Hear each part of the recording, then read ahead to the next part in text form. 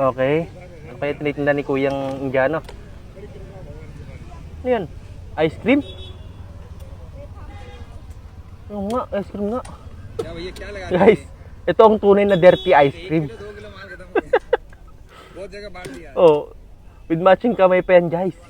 Kaya mas mapapatunayan mo talaga na talagang dirty ice cream talaga siya. Grabe oh. Tapos ang naka ano yan, hindi sa apa, dahon pa yata. Oh. Grabe oh, si Kuya minegos-megos niya sa isang lagay yung ano, mga flavors. Oh. Ah. Yummy. Akala ko pa naman doon na ganun na niya bibigay sa customer yung dahon. Oh. Alam ko nakadahon talaga. Ano lang pala yan? Pwede. Malinis na. Hindi na siya dirty ice cream.